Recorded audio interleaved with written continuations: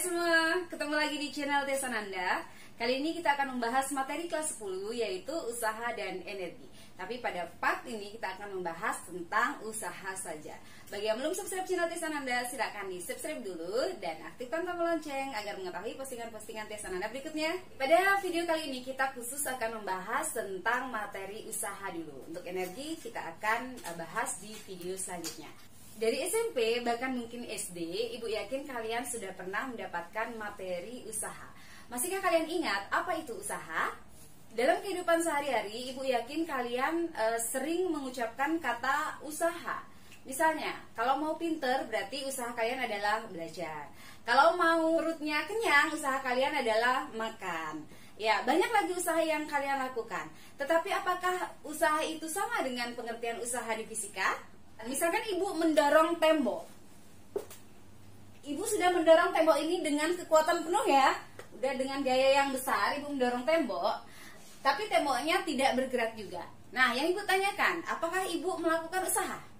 Kalau dalam kehidupan sehari-hari mungkin kalian akan mengucapkan kata, oh saya sudah berusaha mendorong tembok, tetapi temboknya tidak bergerak. Jadi kalian akan menganggap diri kalian melakukan usaha. Tapi kalau di fisika, pengertiannya tidak sama seperti pengertian usaha dalam kehidupan sehari-hari. Apa itu usaha di fisika? Di fisika, usaha itu didefinisikan, usaha adalah gaya yang menyebabkan benda mengalami perpindahan. Misalkan sebuah benda berada pada bidang datar seperti ini, kemudian diberikan gaya mendatar sebesar F, sehingga benda ini akan mengalami perpindahan tempat sejauh S. Maka sesuai dengan pengertian usaha, usaha akan dirumuskan. Usaha itu dilambangkan dengan huruf W besar.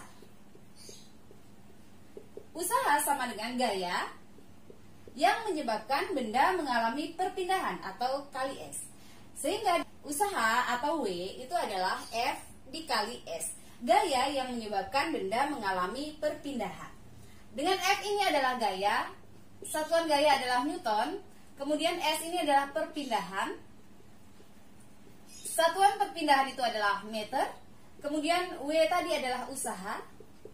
Satuan usaha akan menjadi F-nya Newton kali S-nya meter, Newton dikali meter. Newton dikali meter ini sering dikenal dengan istilah Joule, karena penemunya adalah James Prescott Joule. Sehingga ditulis dengan istilah Joule atau ditulis dengan J besar saja. Nah, kalau sudah mengetahui rumus dan pengertian dari usaha di fisika, maka pertanyaan tadi sudah bisa kalian jawab. Apakah saat ibu mendorong tembok dengan gaya yang sangat besar, tetapi tembok tidak mengalami perpindahan, ibu melakukan usaha? Jawabannya adalah tidak. Kenapa tidak? Karena S-nya ibu sama dengan 0. Jadi kalau kita bawa ke persamaan, W sama dengan F dikali S.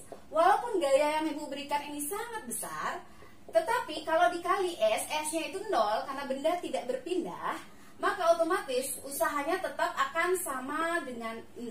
Bedakan definisi usaha dalam kehidupan sehari-hari dengan di fisika. Jadi kalau sudah benda tidak mengalami perpindahan, maka benda tidak dikatakan melakukan usaha. Rumus W sama dengan F kali S ini berlaku jika arah gaya searah dengan arah perpindahan benda. Jadi ini gayanya mendatar, perpindahan benda juga mendatar. Jadi berlaku rumus W sama dengan F kali S. Nah, bagaimana sekarang kalau dia membentuk sudut? Jadi rumus ini ibu tulis saja sebagai subbagian. Rumus ini berlaku jika gaya yang bekerja searah dengan arah perpindahan. Yang berbeda jika gaya yang bekerja membentuk sudut terhadap arah perpindahan.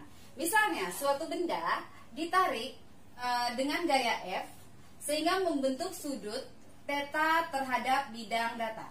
Apakah sama rumus usaha di sini dengan rumus usaha F kali S? Tentunya tidak. Oke. Jadi kalian masih ingat dengan vektor? Jadi kalau suatu komponen vektor membentuk sudut, maka harus kita uraikan. Jadi kita uraikan ke dalam sumbu X dan kita uraikan ke dalam sumbu Y. Jadi gaya yang ke sini ini adalah Fx atau ditulis F cos theta. Gaya yang ke atas ini adalah gaya Fy. F-nya itu adalah F sin theta. Nah, setelah benda ini ditarik membentuk sudut theta, maka benda ini akan berpindah tempat. Misalnya, benda ini akan berpindah sampai di posisi ini, sejauh S. Maka sekarang bagaimana rumus usaha? W sama dengan, ingat bahwa usaha itu adalah gaya yang menyebabkan benda mengalami perpindahan. Saat benda ini ditarik dan dia berpindah mendatar, maka gaya yang digunakan adalah gaya yang menyebabkan benda itu berpindah secara mendatar, yaitu gaya F cos theta. Hingga rumus W di sini adalah rumus F cos theta dikali S. Jadi W kalau benda membentuk sudut, rumusnya nanti adalah F cos theta dikali S. Kemudian bagaimana kalau bendanya berada pada bidang miring? Kita gambarkan, misalkan ada suatu benda berada pada bidang miring.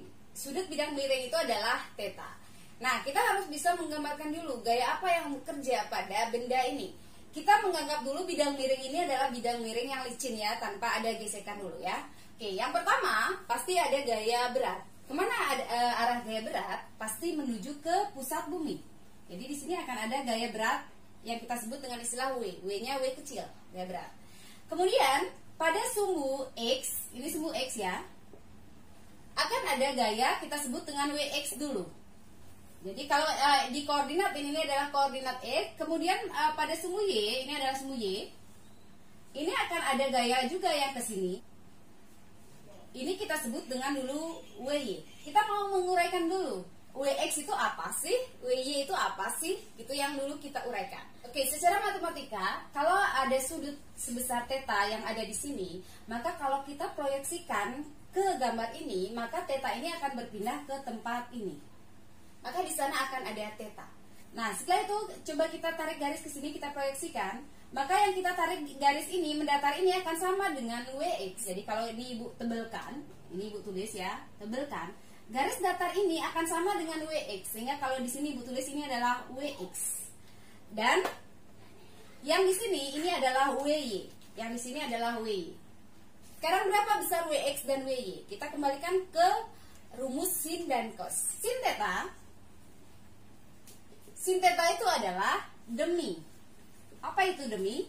Sisi depan dibagi sisi miring. Berarti sin theta sama dengan depannya theta adalah WX. WX per miringnya itu adalah W.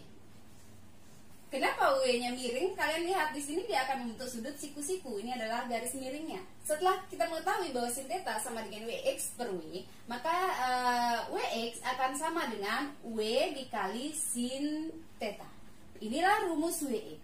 Berarti WX yang di sini ini adalah W sin theta. Sekarang berapa besarnya WY? Dengan cara yang sama, berarti kita turunkan dari rumus cos.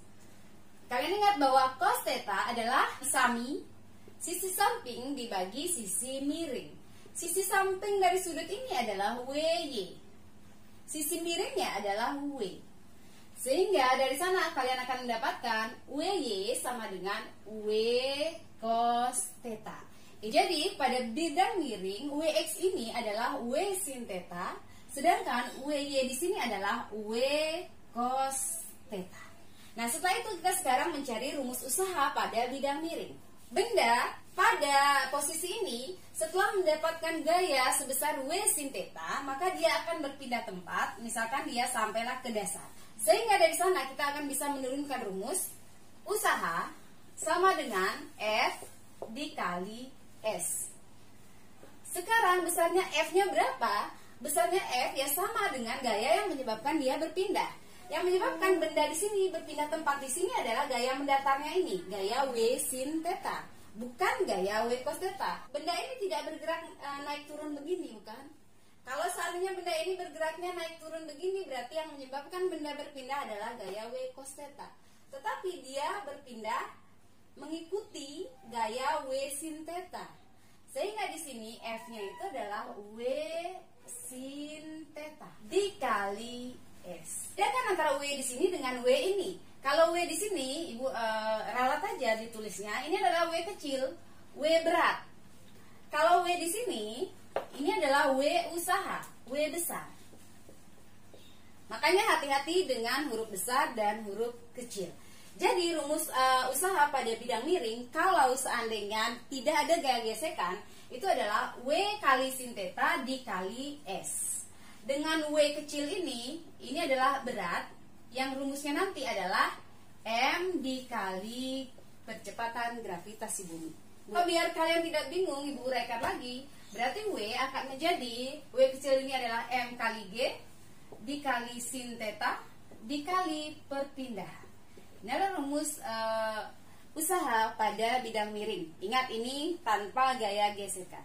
Nah, bagaimana sekarang kalau di suatu benda terdapat beberapa gaya yang bekerja? Berapa besar usahanya? Misalkan pada benda ini dikerjakan gaya, dia ditekan ke samping dengan gaya F1, kemudian dia ditarik ke atas sebesar F2, kemudian dia ditekan ke kiri lagi sebesar F3. Kalau ditanya berapakah usahanya, maka yang kalian cari adalah besarnya usaha total. Berapa W total? W total adalah penjumlahan dari usaha yang bekerja. F1 akan membentuk usaha yang kita sebut dengan W1, kemudian F2 itu akan menjadi W2 ditambah F2 plus W3. F2 pasti dia membentuk sudut theta, ya, sehingga kalau kita uraikan rumus ini akan menjadi W1 berarti di sini adalah F1 dikali S tambah W2. W2 sekarang karena benda 2 membentuk sudut, berarti rumusnya adalah F2 cos theta dikali S. Kemudian F3 itu arah mendatar, berarti nanti F3 dikali S. Sehingga rumus W totalnya akan seperti ini. Kalau seandainya gambarnya seperti ini ya, nanti beda gambar, beda lagi rumusnya. Siapa tahu di F2 tidak membentuk sudut. Sekarang yang perlu kalian ingat, kalau seandainya dijelaskan bahwa benda ini bergerak pindahnya ke kanan misalnya sampai di sini, berarti yang berlawanan arah dengan arah gerak benda nanti perpindahannya akan menjadi negatif. Misalnya dia berpindah ke kanan, karena F3 ini dia berarah ke kiri, maka nilai W3-nya nanti adalah min F3 dikali S. Tetapi sebaliknya, kalau seandainya dijelaskan di soal bahwa didorong, kemudian benda ini bergerak sehingga dia berpindahnya sampai di posisi ini, misalnya di kiri, maka yang berlawanan arah dengan arah gerak bendanya yang negatif. Berarti F1 dan F2 nanti yang bernilai negatif. Berarti di sini min W1, min W2. Pasti yang perlu kalian ingat adalah W positif jika arah gaya searah dengan perpindahan, W negatif itu jika arah gayanya berlawanan arah dengan arah perpindahan. Yang kelima adalah usaha pada grafik. Misalkan di soal disediakan grafik, kalian disuruh mencari usahanya. Misalkan di soal suatu benda bergerak seperti ini misalnya, ini Ibu misalkan, sehingga dia akan membentuk bangun. Bangun yang dibentuk di sini, kebetulan yang Ibu gambar di sini adalah bangun persegi panjang. Jika ditanya berapakah usaha jika benda bergerak sampai misalkan ini adalah S-nya ini adalah 10 meter misalnya, gayanya adalah 8 misalnya, 8 Newton. Berapakah usaha yang dibentuk dari grafik yang ditunjukkan oleh gambar ini? Caranya sangat mudah. Kalau kalian disediakan grafik, usaha itu adalah luas daerah di bawah kurva. Jadi, kalau ini berbentuk persegi panjang, berarti rumus usahanya nanti tinggal kamu cari dengan panjang dikali lebar saja. Berarti usahanya nanti adalah kalau Ibu pakai angka di sini 10 misalnya, di sini adalah 8, ini usahanya adalah 80 Joule. Kalau seandainya dia berbentuk persegi panjang. Kalau seandainya dia berbentuk misalnya trapesium seperti ini, berarti kamu cari berarti usaha W sama dengan luas trapesium. Jadi sesuaikan dengan gambar yang dibentuk nanti oleh soalnya. Intinya kalau disediakan grafik, maka usaha bisa dicari dari luas daerah di bawah kurva. Begitu saja sebenarnya rumus-rumus yang ada di usaha. Tapi semua rumus yang tadi Ibu jelaskan itu adalah jika tidak bekerja gaya gesekan. Nah, bagaimana kalau di soal ternyata ada gaya gesekan?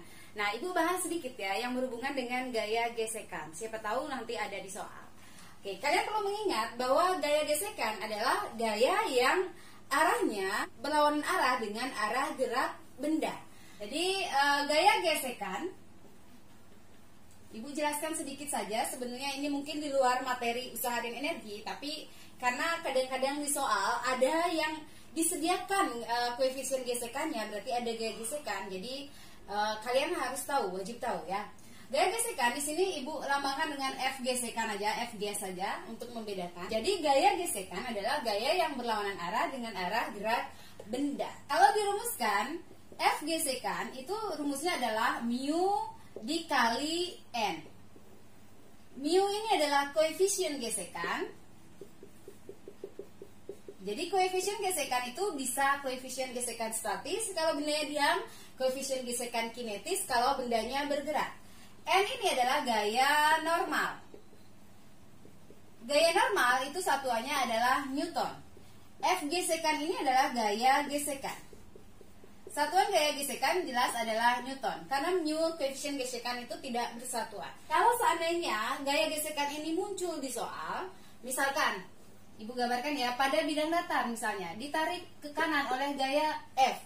Tetapi di soal ini, kalau yang tadi kita bahas rumus W sama dengan F dikali S, ini jika tanpa gesekan. Tetapi kalau seandainya di soal ternyata ada gaya gesekan antara benda dengan lantai, maka kita gambarkan dulu arah gaya gesekan. Ingat, kalau dia ditarik ke kanan, dia bergerak ke kanan, maka gaya gesekan adalah ke kiri. Karena gaya gesekan itu berlawanan arah dengan arah gerak benda.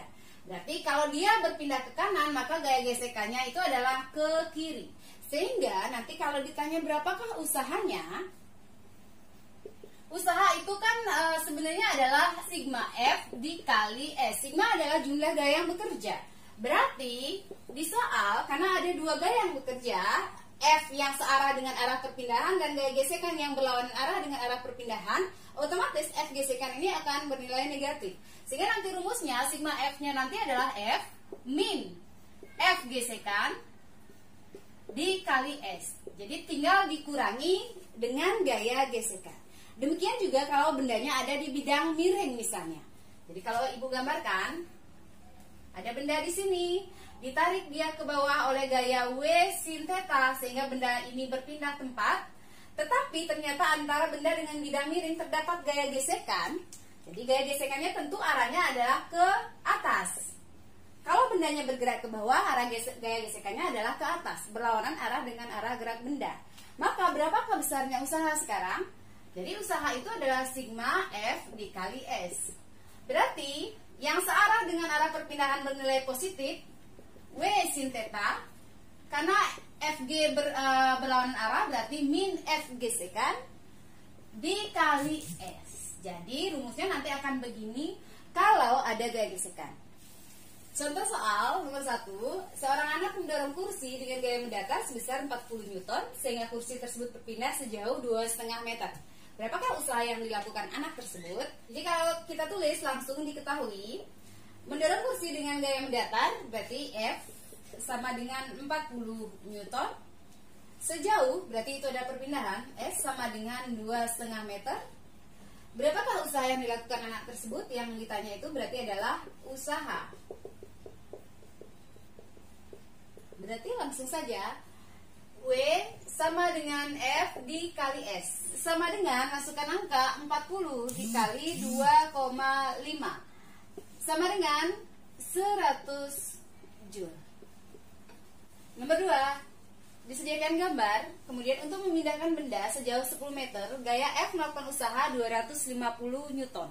Ibu langsung tulis diketahui ya. Diketahui berarti benda berpindah sejauh 10 meter, diketahui S sama dengan 10 meter. Gaya F melakukan usaha, di sini yang diketahui adalah usaha 250 Joule. Jika benda bergerak pada bidang kasar, berarti bidang kasar itu jelas ada gesekan. Dengan gaya gesekan katanya sebesar 10 Newton, berarti diketahui di soal F gesekannya adalah 10 Newton. Tentukan besar gaya F. Yang ditanya adalah besarnya F sekarang. Oke, di soal dilihat bahwa tetanya diketahui adalah 60 derajat. Kita langsung jawab ya. Usaha sama dengan sigma F dikali S. Sama dengan, jadi karena di sini ada gaya gesekan, jelas gaya gesekan itu akan berarah ke kiri karena benda ini berpindah ke kanan. Jadi di sini akan ada gaya gesekan, F gesekan. Sehingga di sini F yang ke kanan itu adalah F cos theta. Seperti yang sudah kita bahas tadi, kalau membentuk sudut berarti rumusnya adalah F cos theta dikurangi gaya gesekan dikali perpindahan. Jadi tinggal dimasukkan usahanya sebesar 250 sama dengan F ini yang kita cari, cos tetanya berarti cos 60 derajat dikurangi gaya gesekannya sebesar 10 Newton dikali S-nya adalah 10. 250 sama dengan F dikali cos 60 itu adalah setengah dikurangi 10 dikali 10. Lanjut di atas ya. Oke, karena di kiri sama dengan ada 250, di kanan ada 10, ini bisa kita mudahkan dulu untuk mempermudah perhitungan. Sehingga, Ibu lanjut di sini, 25 sama dengan setengah F dikurangi 10. Jadi, F kali setengah ditulis setengah F. Kemudian kita bawa ke kiri, min 10-nya. Sehingga akan menjadi 25 ditambah 10 sama dengan setengah F. Atau 35 sama dengan setengah F. Sehingga F sama dengan 35 dikali 2 akan menjadi 70 Newton. Soal nomor 3 disediakan gambar. Pada gambar di atas, benda yang beratnya 20 Newton. Oke, Ibu langsung buat diketahui ya, sambil baca soal. Benda yang beratnya 20 Newton berarti diketahui W kecil ini sebesar 20 Newton meluncur sejauh 2 meter. Berarti S sama dengan 2 meter. Apabila gesekan antara benda dan bidang miring diabaikan, berarti di sini tidak ada gaya gesekan. Besar usaha yang dilakukan benda adalah, yang ditanya itu adalah besarnya usaha, W besar. Oke, berarti langsung menggunakan rumus W sama dengan besarnya gaya yang menyebabkan benda berpindah tadi adalah W sin theta dikali perpindahan S. Berarti sama dengan W sudah diketahui di soal sebesar 20 sin. Sudutnya diketahui di sini, berarti kita tulis tetanya itu adalah 30 derajat. Berarti sin 30 dikali perpindahannya sebesar 2. 20 sin 30 itu adalah setengah dikali 2, ini dimudahkan. Sehingga besarnya usaha adalah 20 Joule. Demikianlah materi kita hari ini tentang usaha. Semoga bermanfaat, dan kalau dirasa bermanfaat silakan di like dan di share, dan jangan lupa bagi yang belum subscribe channel Tia Sananda di subscribe dulu dan aktifkan tombol lonceng agar mengetahui postingan-postingan Tia Sananda berikutnya. Dadah.